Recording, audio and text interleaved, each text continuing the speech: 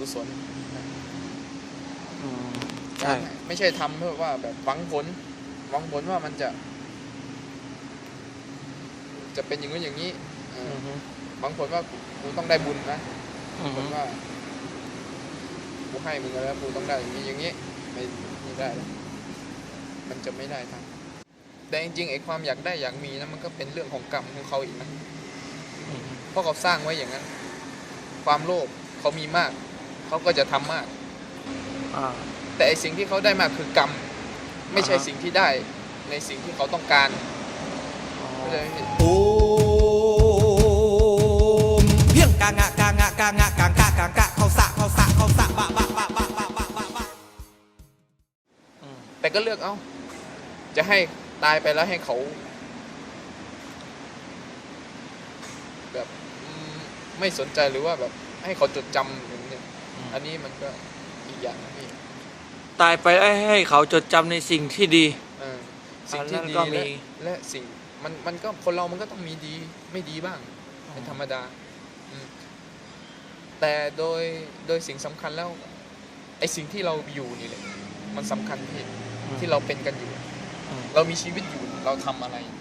มันสำคัญไม่ใช่ว่าคุณไปเรียนรู้จากโลกข้างนอกมาสากลโลกมาแล้วคุณมาทำในบ้านอย่างนี้แล้วก็ให้เขามองว่าตัวเองเป็นคนดีอะไรอย่างนี้มันก็ไม่ใช่บางทีไอ้สิ่งที่คุณว่ามันไม่ดีอ่ะมันกลายเป็นสิ่งที่ดีก็ได้นะบางทีคุณมองว่าเฮ้ยไอ้นี่มันขี้ยาว่ะแต่สิ่งที่เขาทำออกมานั้น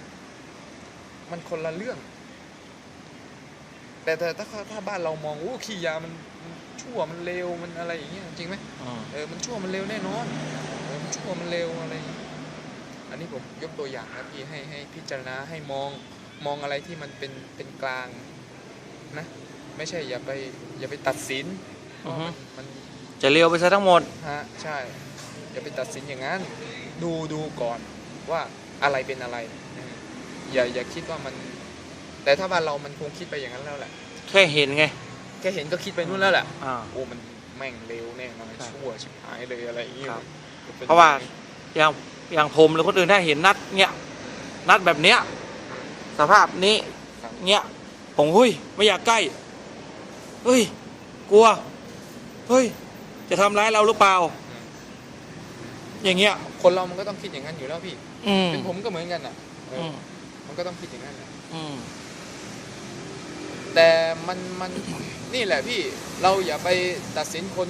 เพียงแค่วัน2 วันหรือแค่ดูรูปลักษณ์ภายนอกอะไรโอ้เพียงกางะกางะกางะกางกะกางกะเขาสะบะหลุดก็คือไม่อยากได้ไม่อยากมีไม่ใช่ว่าไม่อยากได้พี่คนเราทุกคนมันเกิดมาเพื่อแสวงหาผลประโยชน์ของตัวเองทั้งนั้นไม่ว่าจะใครไม่ยึดติดในวัตถุนิยมไม่ต้องมีเสื้อผ้าสวยๆไม่ต้องไปกินอาหารหรูๆคือวิธีการปฏิบัติของผมที่ผมกินผมอยากกินนะไออาหารดีๆผมอยากกินนะแต่ที่ผมกินอย่างนี้เพราะว่าผมกำลังทำผมกำลังทำแล้วก็ตั้งใจทำควบคุมอยู่อย่างน้อยถ้ามันไม่สำเร็จหรือตายมันก็ตายให้กับสิ่งที่ดีแต่อย่างน้อยถ้ามันสำเร็จแต่มันก็มีผลดีทำในผมกลัวนะกลัวในสิ่งที่ว่าผมจะตายไปแบบเปล่าประโยชน์กลัวที่จะตายโดยเป็นคนไร้ค่าใช่คนไร้ประโยชน์อยู่ก็ไม่ต้องเป็นภาระใครแต่อยู่เฉยๆก็ไม่ใช่ของเราไม่ใช่ที่เราคิดไว้อยู่แล้วสร้างประโยชน์ทำได้แค่ไหนก็แค่นั้นมันก็อาจจะมีประโยชน์มากในบางมีสิบางเวลามันต้องมีแน่นอนมีสิจริงๆว่าผมไม่ได้กลัวนะเรื่องความตายผมไม่ได้กลัวแต่ว่าผมกลัวที่ว่าผมไม่ได้ทำอะไรกลัวที่ว่าผมไม่ได้ทำอะไรเลยอ่ะเราเกิดมาเราแค่นี้เหรอ เกิดมาก็ตายแค่นี้อ่ะมันก็ไม่มีอะไร คืออยู่ทุกวันเนี้ยไม่ได้กลัวที่จะตาย ครับ แต่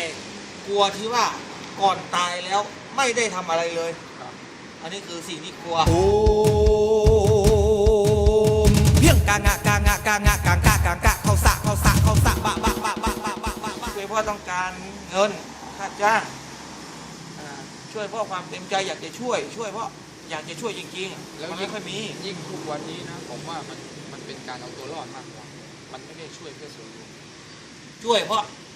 ผมก็อยากอยู่รอด ใช่ ผมถึงช่วยคุณ ใช่ ใช่ แต่จริงๆแล้ววิธีการแบบนั้นผมว่ามันไม่ดี เขาเรียกว่าเห็นแก่ตัวไง มันทำให้แต่ซ้ำเติมมากขึ้น ไม่ใช่คือไอ้สิ่งที่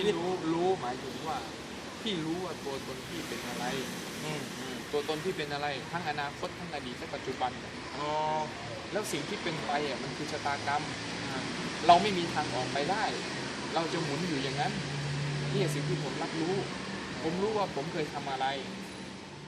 คำสอนของพระพุทธศาสนานั้นเป็นจริงทุกคำผมมั่นใจว่ามันต้องเป็นไปอย่างนั้นครับ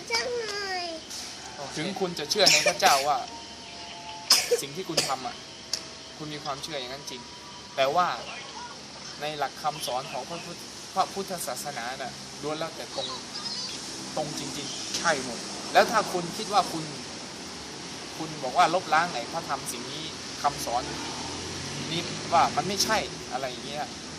ผมยิ่งไม่เชื่ออย่างนี้เพราะว่าไม่มีใครทำได้เท่านั้น โอ